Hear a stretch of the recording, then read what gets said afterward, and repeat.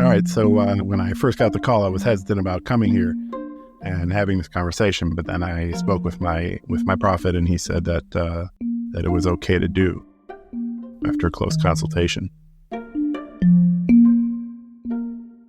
We're here today with Dovber Naiditch from a parallel universe. Dovber is a good friend of mine here in this world, but this Dovber comes from a world where a particular story that is pretty famous, is mentioned all the time, happened differently. This is a story in Bava Metzia where Rabbi Yehoshua and Rabbi Eliezer have a disagreement about some technical ritual impurity thing, and Rabbi Eliezer keeps on having miracles be performed to illustrate that his opinion is actually the right one and that even God sides with him.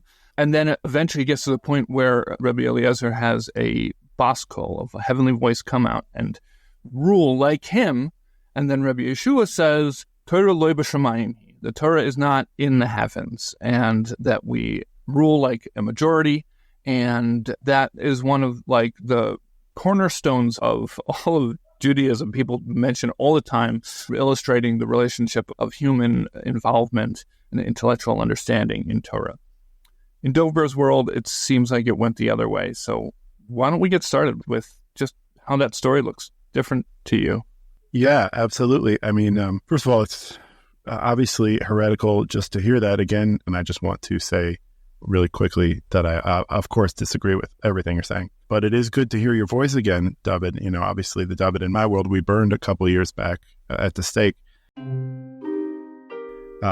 Several of his episodes of Ichikaduzi offended God, and we really had no choice. And obviously it was tears in my eyes, but it was what the Lord wanted. But I'm glad to hear that there are Davids out there. Do you do the Ichikaduzi anymore in your world? Well, in my world, I stopped doing Ichikaduzi. It's a puppet series that I was known for. I stopped doing it before I met you. Sounds like we knew each other. We were friends. Oh, no, you had stopped. The prior prophet had obviously allowed you to go forward with those ones. But then the next one was really antagonistic toward the whole Ichikaduzi show. And we really don't speak about it much. Do you know which episode of my puppet show got me burnt? I do, but it is obviously forbidden to speak of. And in that regard, I'm not going to take any chances. I will say it has to do with a gefilte fish. Okay. There were a lot of episodes that had to do with the character of a talking gefilte fish. Obviously, in our world, the carp, which gefilte fish is made out of, was totally fine for a while. But then Prophet David said that the carp was no longer edible. That God had determined that it was not edible. And once that happened, obviously we had to get rid of everything and everyone who promoted the concept of gefilte fish. I would imagine that the Manischewitz company probably would have had some problems. Any manufacturer of gefilte fish? Yeah, I'm assuming you mean the Manischewitz company. And yes, we also had to burn that mostly to the ground. Obviously, their matzah factory is still up and running. But yeah, any kind of gefilte fish related stuff. And really, no one had a problem with that. It was pretty gross. So let's back up and start at the beginning. Dovber, in our version of that story, at the end of it, Rabbi Yehoshua wins. And he's right. God forbid. Torah is not in the heavens. And Rabbi Eliezer is excommunicated. How does the story go in your world? Oh, okay. Yeah. In our version, when Rabbi Yehoshua stands up and says it's not from heaven, a ceiling tile falls on his head and he is immediately killed. And after that, it becomes obvious to everyone that God really does want us to use the oven, which we still use, by the way, to this day. It's really the last thing everyone agrees on. I have one, my wife keeps looking longingly over at the electrical ovens across the street that the Gentile neighbors have. She knows, obviously, that we could never go near one. Okay, that's interesting. Is that something that is preserved because of its cultural significance, or is there, like, technical... No, it's the last thing we're sure God wanted with any clarity. You spoke of prophets. Do you have people who can hear the voice of God, who do give you clarity? Yeah, certainly. Everyone has his own prophet, though. There are many. We're not sure. The only thing they all sort of agree on is that oven is very important. There used to be something called a rabbi But when they're making the decisions, who knows if they're right or wrong? And there are still a small group of people in Babylonia who do go by these rabbis. But obviously, they're going to hell because there's no way that what they determine is really true. So there's no way to actually know. Yeah. Because it's just their opinion. Unless, of course, some divine sign is given. So we rely on our prophets to read those signs and interpret them. So that they're not quite prophets in the same sense of the Nevi'im whom God spoke to, but they're simply experts in reading the signs that the Lord puts in the world to indicate his displeasure with the decision. Yes, I wanted to ask you about that. In our world, by the time that story in the Talmud takes place, the era of the prophets had ended. And I know that there are quotes, I don't know exactly where they are right now, that talks about prophecy having ended and it doesn't exist in the world anymore. Who said that? I ask you. It's the rabbis. Right. And it seems clear to pretty much everyone, any good Jew, that that's their attempts to take away that kind of prophecy. But we do agree on some things. They're not entirely in disagreement with us. But in that regard, it seems clear that they're making their own decisions, that they're just determining for themselves what they think they want to hear. And, everyone has to find his surety. Everyone has to find his clarity. But this is the way that we choose and the way that God wants. So regardless of who exactly said that prophecy ended, it definitely seems like before the point where our worlds diverged, there weren't people who were called prophets anymore. There were stories of heavenly voices like the one we discussed and other ones, but there weren't prophets. So it's interesting to me that you have people that you call prophets. Now, do you know the history of when that came back? So it seems like your Talmud? Yeah, I'm sorry. You know this story. Where is that recorded for you? For us, it's recorded in the Holy Works. And we have, obviously, as far back as then, great miracle workers and people who could read and talk to God. Do you know Choni Hamagel? Yeah. We have stories about him. Okay. And he's obviously a great man in your... Yeah, absolutely. He made rainfall when there was a drought. And then there's other stories that go on about he slept for a long time, right? Is that I think that's him, right? Correct. And in our stories, once Choni Hamagel did that, and Shimon ben Shetach, the rabbi, sent him a message that said if you weren't Choni Hamagel, you'd be in trouble. And then he was immediately killed by a ceiling tile that fell on him. So from that point on, the rabbis and their attempts to capture Judaism from our prophets have only had more and more failures. And of course, since then, we do not rely on the words of our sages, but on the words of our prophets. All right. So what I'm piecing together here is that in my world, the Talmud, which is one of the central works of Judaism, the whole thing is recording different opinions and arguments and very much glorifies people's wisdom and the ability to argue and debate. It sounds like what you mentioned, the holy works before, it sounds like the nature of the holy works is different. Yes, the holy works are really the sayings and preachings of our forefathers and the determinings that they took from how the world works to see whether a certain practice is accepted by God, is looked with favor by God, or is looked down upon by God. For example, as the beginning of Brachos says, if you wake up for Shema on the left side of the bed, then you will have a bad day.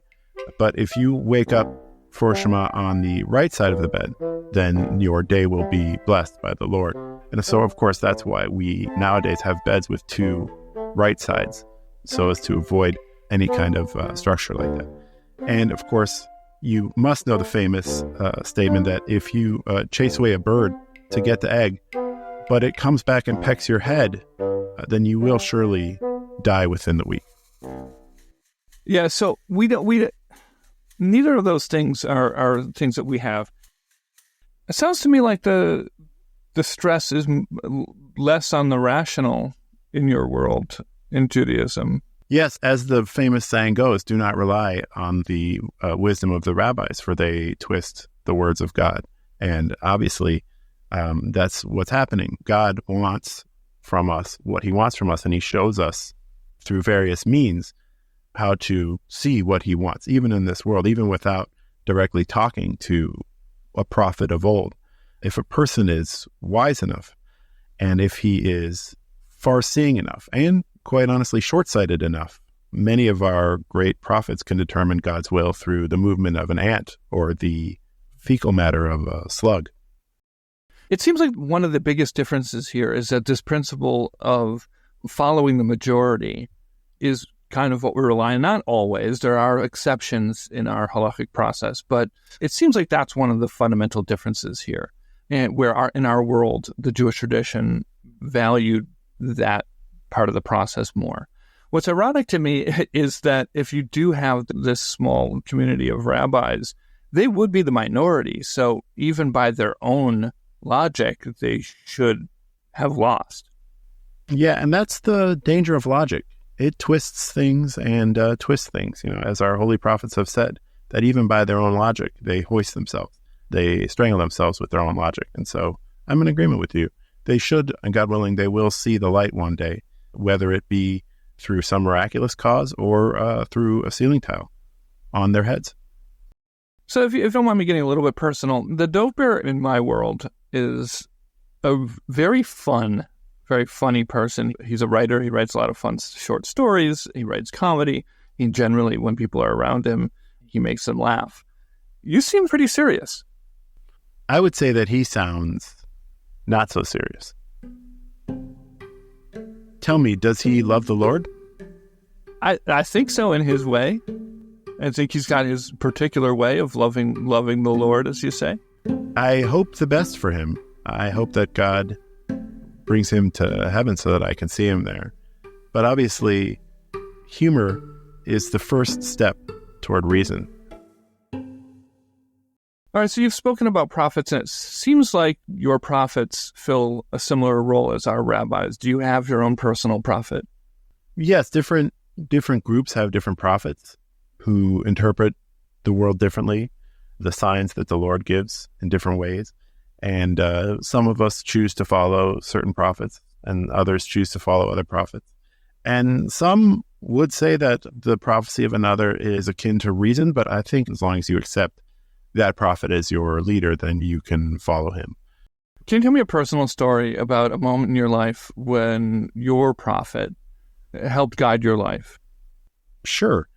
When my eldest son became angry once at my wife and threw a dish and broke it, I went to my prophet and asked if that was akin to a rebellious son. And he said yes. And we did take him to the center of town, and we did have him killed in accordance with our word. And things have been good ever since. We freed up a room in the house, and obviously the younger children are much more respectful of their mother. And as sad as we were to see him go, it seems clear that it is the will of the Lord.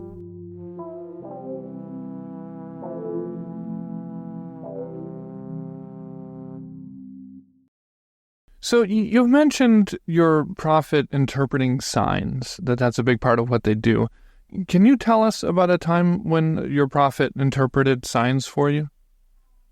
Once I accidentally ate meat shortly after milk within the prescribed time of 37 and a half minutes. And I went to the rabbi to ask if what I had done was forgiven by the Lord or if I needed to be punished in some way.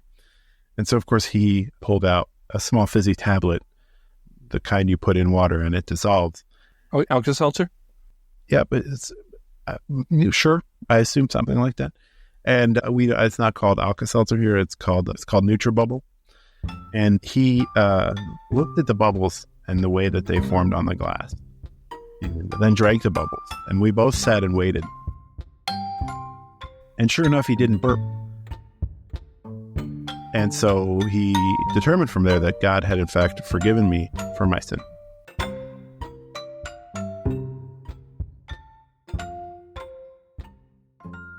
All right. Is there anything you want to ask me about my world? No, I would prefer not to. Your world sounds like it's in the grips of reason and logic, and I am sorry for that. I hope that you guys see the light over there. I'm alive in my world, so that's a good thing, right? If God wills it. Dovber, were we friends? Yes, we were dear friends. Yes, we shared many serious conversations and cups of lukewarm tea together. Is that something that's considered nice in your world? Yes. Lukewarm tea is the greatest pleasure one can take. Is that because it was prescribed that way by a prophet at some point? Of course, yeah. Neither too hot nor too cold shalt thou make it, for both are the symbols of the burning candle. You've got a lot of sayings that I'm not familiar with. I'm sorry. I'm so sorry. If there was a way that I could to get the good books to you, obviously we don't print them or put them digitally, so I don't think that there was a way. They have to be copied from hand to hand, so I don't know if there's a way. There are no Jewish books, and there's nothing written or printed? No, there is printing and there is writing, but the books of our prophets we do not put to printing. Those have to be handwritten. Yeah. Is that not what you have? Everything's printed. Ever since the printing press was invented, I am not aware of there being any pushback on that historically. Wow. So in our world, the prophet Yehoshua warned those who wanted to print the works of the prophets, beware of the printing press, beware the blocks of wood and the carved geometric symbols, for they are the symbol of reason. And of course, they ignored him and tried to print the works of the prophet. And that's what caused the great earthquake of Lisbon. All right, Dovber, thank you so much for joining me today. I hope that it was nice for you to get to talk to an old friend again.